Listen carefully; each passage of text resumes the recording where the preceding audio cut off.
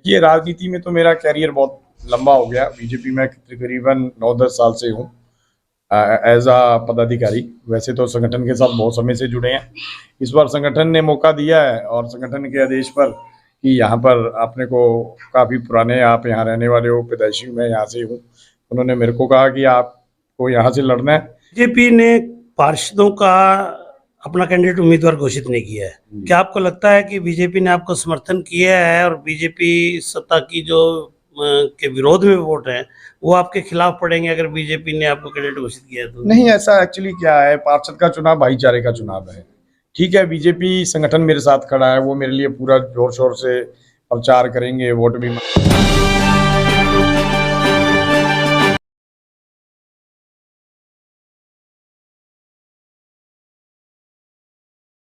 नमस्कार, मैं हूं सुनील सदेवा। आप देख रहे हैं हरियाणा जनादेश टाइम्स टीवी। 7 जून 2022 का दिन है। हम लगातार शहर फतेहाबाद के वार्डों से चुनाव लड़ रहे महिला व पुरुष उम्मीदवारों से बातचीत करके उनके चुनाव अभियान, उनकी घोषणाएं, चुनाव लड़ने के कारण इत्यादि प्रश्नों पर उनसे जवाब ले रहे हैं और आप सुन रहे हैं। अगर अभी तक आपने YouTube पर जाकर हरियाणा जनादेश टाइम्स को सब्सक्राइब नहीं किया है तो आप अभी कर लें, नहीं तो आप पालिका चुनाव में बहुत ही शानदार नेताओं, बड़े नेताओं, छोटे नेताओं, वार्ड से चुनाव लड़ रहे पार्षदों की गतिविधियों को देखने से वंचित रह जाएंगे। आज हम आपको नगर परिषद के वार्ड नंबर 12 से चुनाव लड़ रहे मंजीत शर्मा से मिलाने जा रहे हैं। मंजीत शर्मा युवा, तेज तरार, मिलनसार, मृदुभाषी, एक सभ्य सुसंस्कृत परिवार से संबंधित रखते हैं। वर्षों से भाजपा संगठन में जुड़े हैं। वर्तमान में भाजपा जिला संगठन में जिम्मेवारी भी निभा रहे हैं। मंजीत शर्मा का कहना है कि पार्टी ने उन्हें चुनाव मैदान में उतारा है। भाजपा समर्पित उम्मीदवार मंजीत शर्मा अपनी चुनावी संभावनाओं को लेकर बहुत ज्यादा उत्साहित हैं। उनका कहना है कि उन्होंने बहुत सारे इस वार्ड के काम तो भाजपा संगठन में रहते हुए, बिना पार्षद के होते हुए भी करवा दिए। वार्ड के लोग उनके साथ हैं, यह दावा करते हुए मंजीत शर्मा कहते हैं कि वार्ड के लोगों को वोट केवल उन्हें देना चाहिए। वो पहले विकास करके दिखा चुके हैं, काम करके दिखा चुके हैं।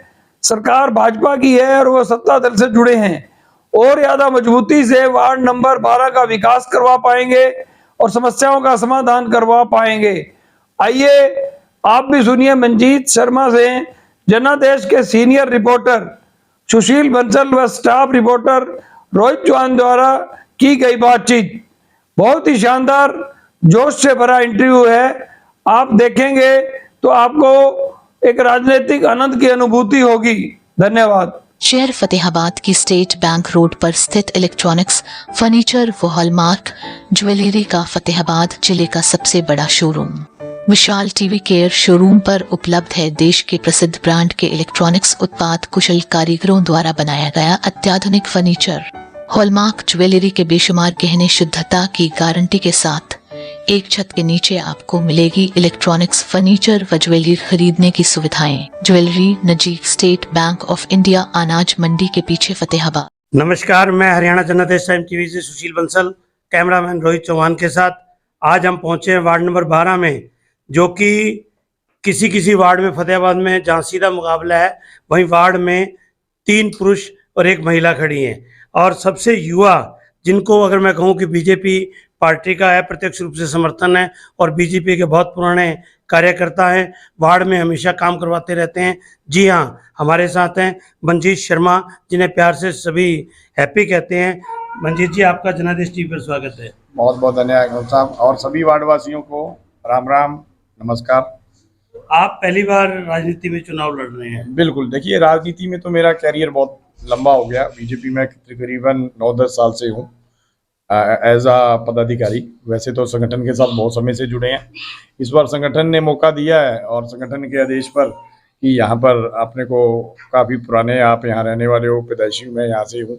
उन्होंने मेरे को कहा कि आपको यहाँ से लड़ना है, तो उनका हुक्म सर माथे पे। और वार्ड वासियों ने भी बहुत प्रेम दिया।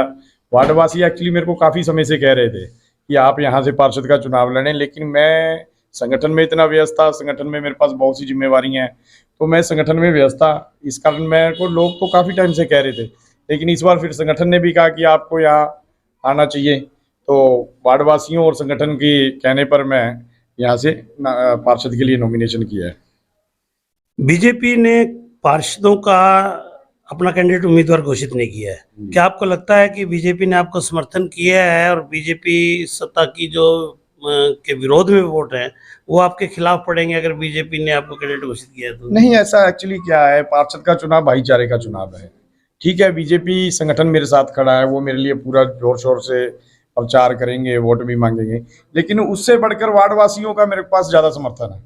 मेरा जो मेन लक्ष्य है, वार्ड वासियों को सहयोग मेरे पास ज़्यादा है, इसीलिए मैं नॉमिनेशन किया है।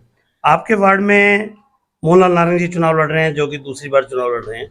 सुभाष पपिया हैं, वो एक बार पार्षद रह चुके हैं अन्य वार्ड से, और आप 3 पुरुषों में एक महिला भी है, नीलम मेहता जी। तो आपको लगता है कि आप इन तीनों से मुकाबला खड़ा करते हुए आप अपनी जीत सुनिश्चित करेंगे? बिल्कुल बिल्कुल। आपने नारंग साहब की बात करी। नारंग साहब भी पिछली बार भी उन्होंने चुनाव लड़ा और थोड़े अंतर से वो रह गए थे। अच्छे व्यक्ति हैं, लेकिन मेरे पास सबसे अच्छी बात है कि मैं युवा हूँ और सरकार के साथ हूँ, और इससे भी बड़ी बात है कि मैं यहाँ पर पार्षद ना होते हुए मैं वार्ड के लगभग सभी काम करवा रहा हूँ, क्योंकि मैं पदाधिकारी हूँ भाजपा में, तो संगठन में भी हूँ, सरकार में भी हूँ। तो लोग समय से समय मेरे पास आते रहते हैं, छोटे छोटे गलियों के लिए, स्ट्रीट लाइट्स के लिए, ये जो कूड़े वाली गाड़ी चलती है इसके लिए। तो तकरीबन काम तो मैं एज आ MC से ज़्यादा ही कर रहा हूँ यहाँ।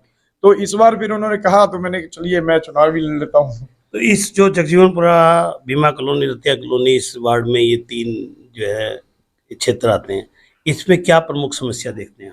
देखिए, आप एक्चुअली ये जो पहले वार्ड था और अब वार्ड में बहुत अंतर हो गया। अब ये जो हमारा वार्ड है ये रतिया कॉलोनी तक पीछे हो गया। तो जो इस वार्ड की जो मुख्य समस्या है अब इसमें आती है कि जो आधा वार्ड है, जो जिसमें रतिया कॉलोनी और रतिया कॉलोनी से लगता सारा एरिया भी अनडेवलप है, क्योंकि वो पहले कभी इधर मिला देते थे, कभी उधर मिला देते थे, तो वहाँ डेवलपमेंट जीरो। मैं लोगों के बीच में जा रहा हूँ तो वहाँ पे तकरीबन ना के बराबर काम है, कोई सड़कों का इतना काम नहीं है, स्ट्रीट लाइट का, सीवरेज का, तो उनके लिए तो सब कुछ ही नया है। और मैं साथ की साथ, अब कई लोगों स्ट्रीट लाइट्स की समस्या है, साथ की साथ मैं उनका काम कर रहा हूँ। तो मेन समस्या फिर सीवरेज के इस साइड जो समस्या मेन है वो सीवरेज के पानी की है। सीवरेज और पानी का पानी कभी कभी मिक्स हो जाता है, तो उसको लेके बड़ी समस्या रहती है। तो इस और थोड़ी सी, अब हमारे यहाँ एक पार्क बन गया है, वहाँ पे थोड़ा सा शाम को भीड़ ज़्यादा होती है, तो असामाजिक तत्व घूमते रहते हैं। तो मैंने अपनी सबसे पहले जब विचार लेकर नॉमिनेशन किया, तो कुछ जो मेरे मन में विचार है कि सबसे पहले हम वहाँ पे एक बूथ स्थापित करेंगे पुलिस का परमानेंट, क्योंकि वहाँ पे बहुत ज़रूरी है, असामाजिक तत्व घूमते रहते हैं। फिर मेरी दूसरी प्राथमिकता, जितने भी द्वार हैं इस वार्ड के, वहाँ पे सब पे कैमरे लगवाएंगे, क्योंकि आजकल आपको पता है कि असामाजिक तत्व कभी चैन स्नैचिंग, कभी कुछ, तो इसलिए जितने भी मुख्य द्वार हैं जहाँ गेट लगेंगे वहाँ गेट लगवाएंगे, और जहाँ कैमरों की व्यवस्था है कैमरों की करवाएंगे। उसके बाद एक छोटी सी लाइब्रेरी का प्रपोजल है कि चौक में बच्चे बहुत पढ़ने वाले हैं, उनको लाइब्रेरी के लिए बहुत दूर दूर जाना पड़ता है, तो वहाँ लाइब्रेरी की स्थापना की हुई है। जिम भी एक सोच रहे हैं लोगों से, मैं सुबह घूमने जाता हूँ कई बार, तो लोगों को बड़ी समस्या है, तो कोशिश करेंगे एक जिम भी स्थापित करेंगे उसी पार्क में। और हैप्पी जी, मंजीत जी, आपके वार्ड से ही ज्योति मेहता जी 2 बार यहाँ पार्षद रही, अब की बार उन्होंने हुड्डा सेक्टर 10 नंबर से भर दिया, और चलिए हमारी कैमरे से जनादेश टीवी की ओर से उनको शुभकामनाएं कि वो निर्विरोध बन गई। उन्होंने ये वार्ड क्यों छोड़ा? एक्चुअली मैं भी उनको शुभकामनाएं देता हूँ, वो हमारी बड़ी बहन है, उनके साथ भी हम लगातार रहे हैं, कुछ बीजेपी में भी उनका संगठन में भी बहुत रोल है, तो पिछली बार भी हम भी उनके साथ थे और जी जान से।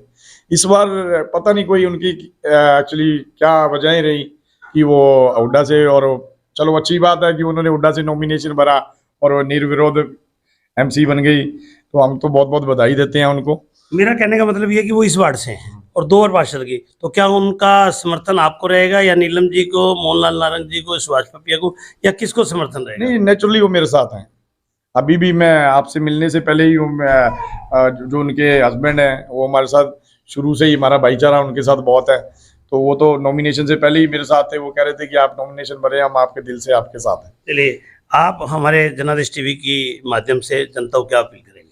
मैं आपके माध्यम से यही अपील करूंगा कि आप देखिए, भाईचारे का चुनाव है, हम सब मिलकर चुनाव लड़ेंगे। जितने भी हमारे कैंडिडेट्स हैं, चाहे वो नीलम मेहता जी हैं, वो भी हमारी बड़ी बहन है, पपिया अंकल हैं, वो भी हमें पार्क में रोज मिलते ही रहते हैं, तो अंकल हैं, और हमारे सुभाष पपिया जी हैं, वो भी हमारे बहुत बड़े भाई हैं, वो मिलते हैं। एक ही छोटा सा परिवार है।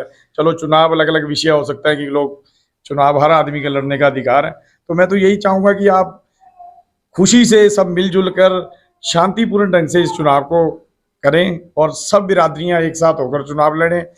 जो वार्ड के विषय हैं उनको देखते हुए आप मतदान करें, ना कि ये मेरा है। जो जैसे कि मैं युवा हूँ, मैं अपने बारे में बता देता हूँ कि जैसे मैं युवा हूँ, काम करने में सक्षम हूँ, तो इन चीज़ों को देख के आप चुनाव लड़ें और अच्छे से चुनाव लड़ें और वोट जरूर डालें। बहुत बहुत धन्यवाद। हमारे साथ आपका बेटा है, क्या नाम है बेटा?